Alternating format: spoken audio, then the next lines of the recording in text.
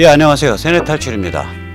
내일 오후 2시에 서울 세종문화회관 세종홀에서 상당히 유의미한 컨퍼런스가 열립니다. 지금 이 태극기 집회를 하는 센터가 주요 센터가 3개입니다.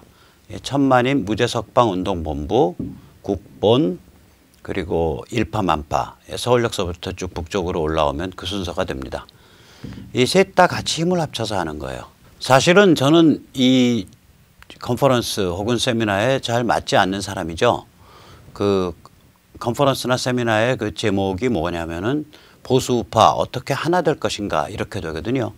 근데 아시다시피 제 별명은 뭐 내부총질, 모두까기 뭐 이런 별명이기 때문에 저는 사실은 보수우파 어떻게 잘 분열할 것인가 뭐 이런 세미나에 맞습니다.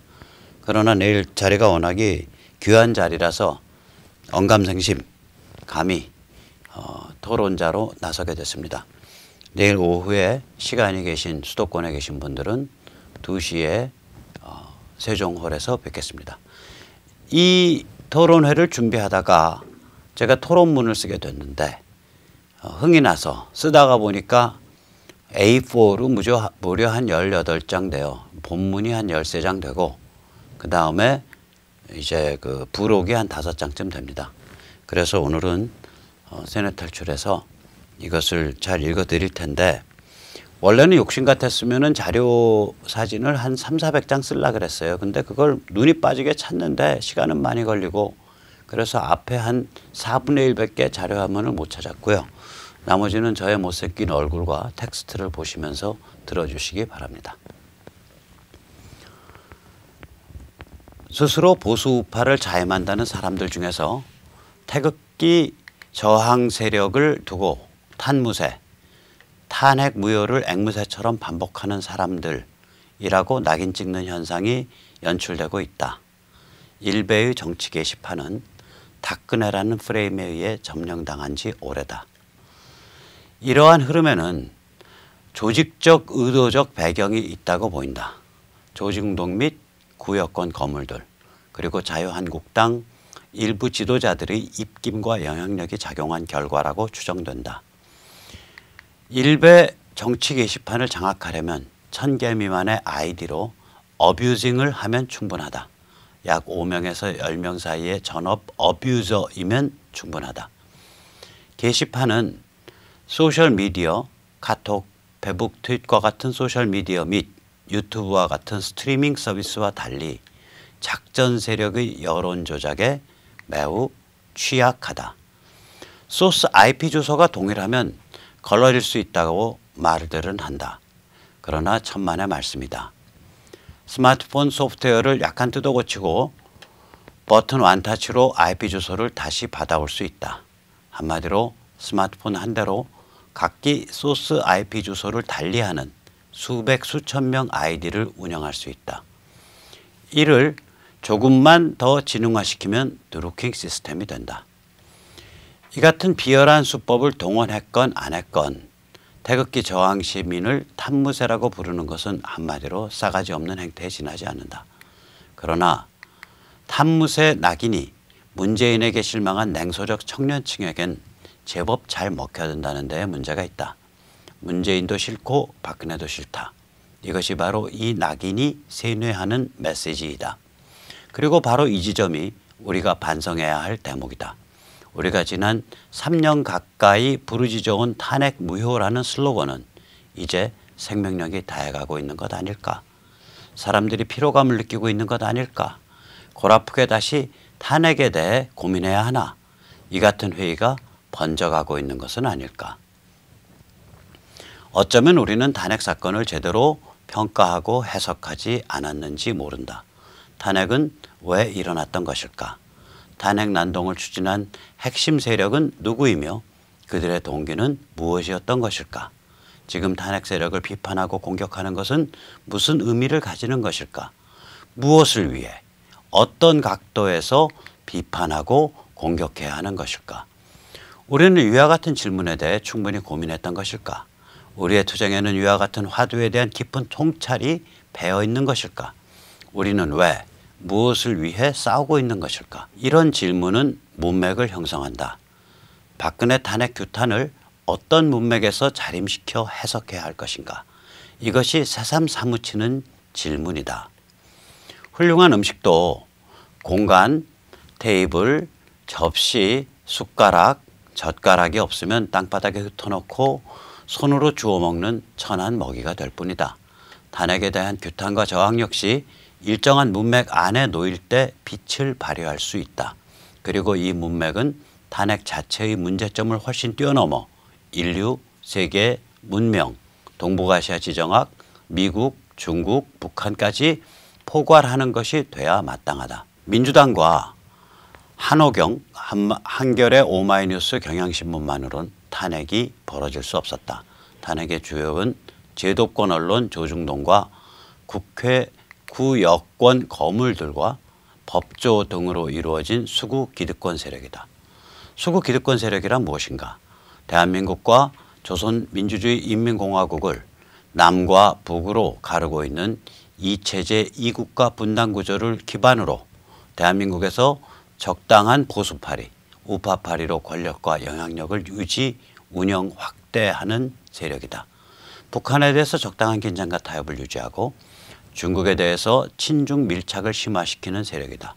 분단 영속, 북한 타협, 친중 심화. 이것이 대한민국 수구 기득권 세력의 본질이다.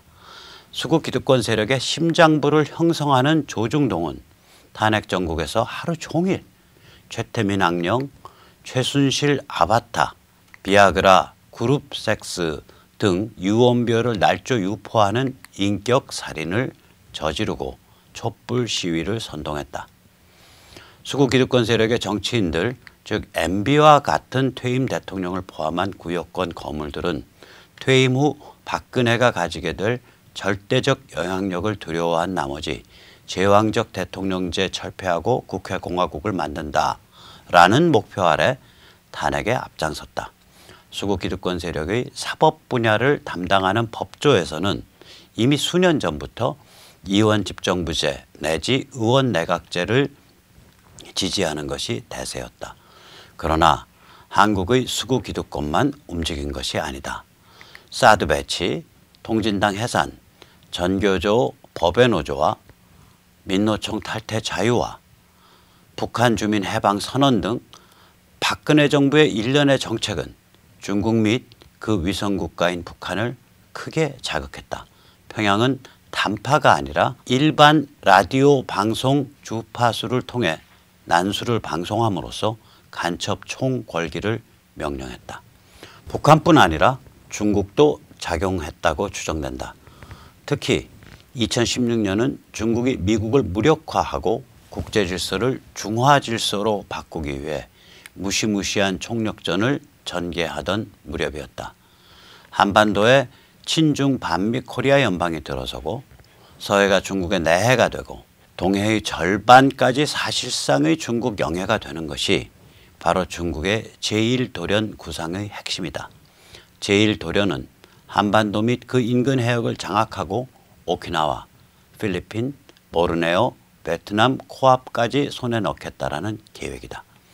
중국 공산당 및 인민해방군이 이끄는 내부식 민주에 기반한 국가자본주의 체제는 2012년 시진핑 권력의 등장을 계기로 안으로는 디지털 전체주의, 즉 OL 반동을 강화해서 완차이나라는 미명 아래 개인 존엄성을 말살하고 밖으로는 자유민주주의와 공정한 세계시장을 특징으로 삼는 글로벌 시스템을 중화 질서로 개편하겠다는 의지 혹은 망상을 본격적으로 드러내기 시작했다. 박근혜 정부 당시에 급박해진 북한의 핵 및 미사일 실험은 중국의 기술 지원 및 묵인 아래 이루어진 중국을 위한, 중국을 대행하는 중국의 간접 도발이었다. A series of surrogate provocations for China on behalf of China and of China. 이 같은 엄중한 상황 속에서 오바마, 힐러리가 이끄는 미국은 기존의 친중 노선 및 분단 유지 노선을 버리지 못했다. 미국의 기존 노선은 2014년 봄 국무장관직을 막 그만둔 힐러리 클린턴이 골드만삭스 최고 임원들 앞에서 했던 연설에서 다음과 같이 정확하게 드러난다. 1. 한국은 한반도 분단 구조를 지지한다. 2. 미국은 김일성 영생교가 큰 사고 치지 않고 지속되기를 원한다. 3. 김일성 영생교 체제는 중국의 인민해방군과 밀착되어 있다. 4.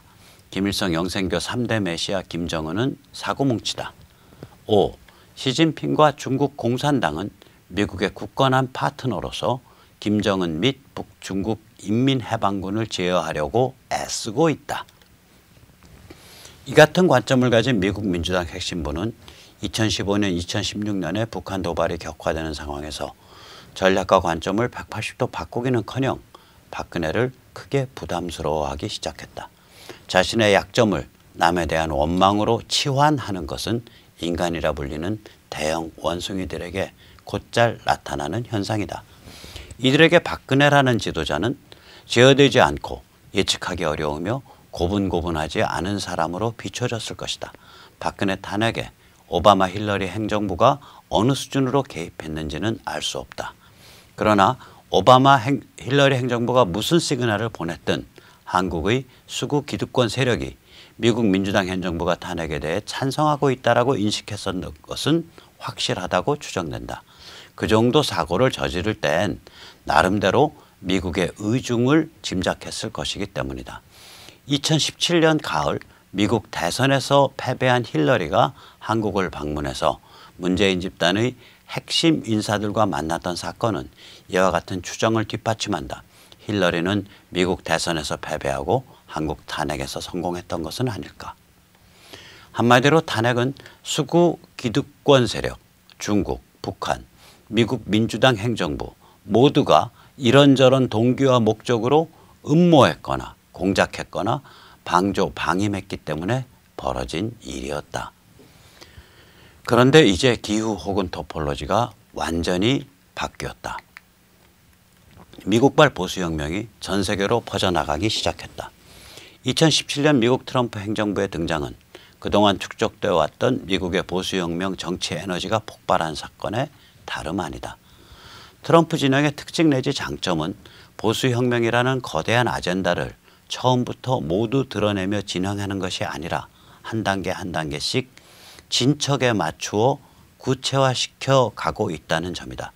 큰 그림을 대충 방향 잡아 그려놓고 한 걸음씩 나아가면서 여러 경우의 수에 따라 수정하면서 집요하게 추진하는 것. 이것이야말로 너무나 미국적인 방법론 아닌가. 예를 들어 미국은 2016년에 완성된 셰일혁명에 의해 2018년에 에너지 순수출국이 되자마자 이란에 대해 맹공을 퍼붓기 시작했다. 이란에 대한 공격 시점을 가늠질하고 있었던 것이다. 중국과 북한에 대한 조치 역시 이 같은 단계적 심화 과정을 보인다. 2018년 봄엔 한편으로는 김정은에게 어벙하고 달콤한 스토리를 들려주어 북한과 중국 사이의 쐐기를 받고 다른 한편으로는 중국에 대한 경제 전쟁을 시작했다. 미중 전쟁에 의해 중국이 어느 정도 무력화되자 2019년 2월 말 하노이에서 트럼프 행정부는 김정은을 대하는 태도를 180도 바꾸었다. 이는 미중 관계의 악화가 북한의 대형 도발로 번지지 못하게 미리 막아놓고 북한의 뒷배, 즉 한반도 급변 사태 상황에서 중국이 개입하고자 하는 의지 자체를 무력화시키는 더블 타켓을 노리는 절묘한 전술이었다. 미국의 보수혁명은 2019년 7월의 EU 의회 선거에서 드러나듯 이제 서유럽으로 번지고 있다. 이 선거에서 EU를 약화시키고 각 나라의 주권과 문화를 강화해야 한다라는 노선, 즉 유로스캡틱이 약진했다. 또한 셰일혁명은 미국을 최대의 에너지 수출국으로 변모시키고 있으며 지난 50년간 세계를 지배해온 이슬람 오일 파워를 완전히 무력화시켰다. 미국이 이란에 대한 조치를 취하면서 유가는 WTI를 기준으로 오히려 배럴당 60달러대에서 50달러 후반대로 하락했다. 트럼프는 2018년 9월 25일 유언 연설에서 이슬람 오일 파워의 종식을 선언한 바 있다. 미중 전쟁은 세밀하게 강도가 조정되는 중국 포위 고립 무력화를 위한 장기전의 다름 아니다. 한반도 급변사태 컨틴전시에서의 개입 의지를 포함한 디지털 전체주의를 향한 반동 및 중화 질서로의 글로벌 시스템 개편을 노리는 중국 몽상 전체를 박살내고 중국의 쇠락 혹은 자유화를 목표로 삼은 전쟁이다. 중국이 이 전쟁을 치르면서 주저앉을 것인지 혹은 자유민주주의를 향해 변모하게 될 것인지 이는 중국인의 선택이다. 또한 이 전쟁 과정에서 원 차이나 내지 일국 양제라는 취약한 시스템이 어디까지 부서질지 그 역시 타이완인, 홍콩인, 위구르인, 티베트인, 광동 심천인, 부지안 샹하이인이 결정할 일이다. 홍콩 자유시민 저항의 장기화 유혈화는 이미 피할 수 없는 추세로 굳어졌다. 1989년 천안문의 에너지가 30년 만에 홍콩에서 부활됐다. 미중 전쟁은 중국 자유화 및 완차이나 약화가 이루어질 때까지 끝까지 가는 장기전이다. 이는 키신저의 미중 밀월 체제를 50년 만에 뒤집는 움직임이다. 또한 트럼프 행정부가 북한을 독립국가가 아니라 중국의 위성국가로 보고 있으며 중국의 한반도 개입 의지를 무력화시키면 북한은 순전히 리스크를 최소화해서 접수평정 해방시키는 공략 대상에 지나지 않게 된다고 보고 있다는 점에 주목해야 한다. 트럼프 진영 자신의 표현을 빌자면 이렇다. 북한이라는 골칫덩어리는 결국 미중 관계의 부분 집합이다.